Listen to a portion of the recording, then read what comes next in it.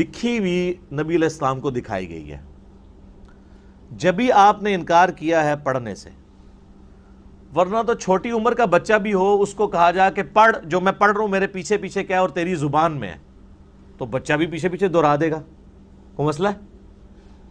اور ایک شخص کی عمر 40 سال ہے اور اس کو فرشتہ آ کے کہتا ہے کہ جو میں پڑھتا ہوں پیچھے پیچھے پڑھو، تو اس میں تو کوئی مشکل نہیں ہے۔ یقیناً وہ زبانی کلامی پڑھنے کی بات نہیں کر رہے تھے، بلکہ کوئی لکھی ہوئی چیز جو سامنے موجود تھی۔ جب بھی آپ علیہ السلام نے کہا ما انا بقاری، میں پڑھا ہوا نہیں ہوں۔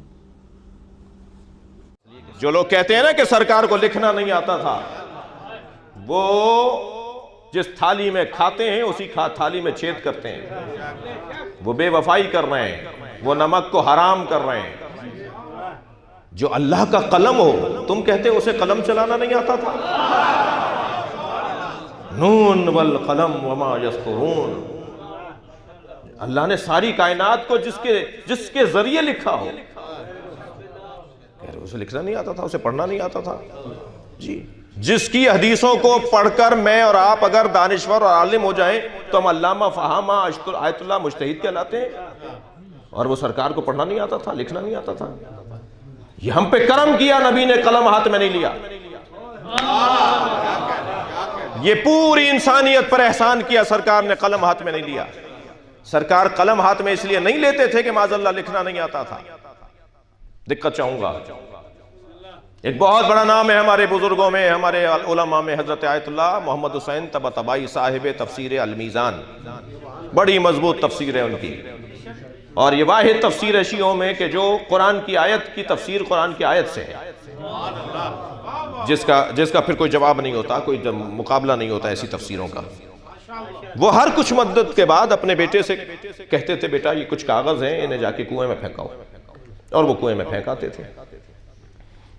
ان کے فرزند کہتے ہیں میں نے 10 دفعہ وہ کاغذ کنویں میں پھینکے۔ ایک دن ایسے ہی ان کاغذوں کو پھینکنے جا رہا تھا کہ رستے میں مجھے خیال آیا کہ اس کو ذرا دیکھوں تو صحیح اس میں کیا ہے۔ جب انہیں سیدھا کر کے کھول کے دیکھا تو اس میں بہترین نظم تھی، بہترین منقبتیں تھیں، بہترین مثال کے طور پہ غزلیں تھیں، فارسی زبان کی ادبیات کا شاہکار کلام، ہر مصرع بولتا ہوا، ہر نظم بولتی ہوئی، مرصع کلام، مکمل کلام، پختہ کلام۔ کہنے لگے کہ میں وہ واپس لے آیا۔ میں نے کہا بھائی یہ آپ نے مجھے کلام دیا تھا کہ میں اسے کنویں میں پھینک دوں، تو یہ تو بہت اچھے کلام ہیں، بڑی اچھی نظمیں ہیں۔ کہنے لگے تمہیں نہیں پتا، وہ پہلے بھی تو تم نے یہی کام کیا، وہ جو ساری نظمیں پہلے بھی تو پھینک کر آئے ہو۔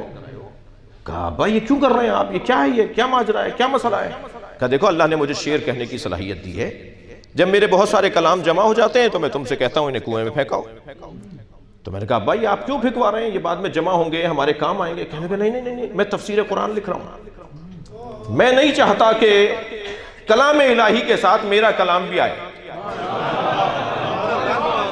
میں اپنی نفی کروں گا تاکہ اللہ کا کلام عزت پائے۔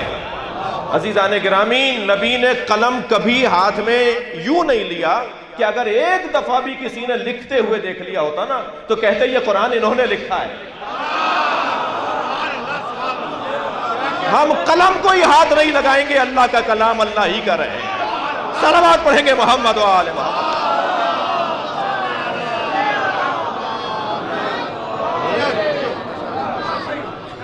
سرکار یہ وہاں سے پڑھ کر آنے والا ہو جسے اللہ نے اپنے علم کا مجسم وجود بنایا ہو۔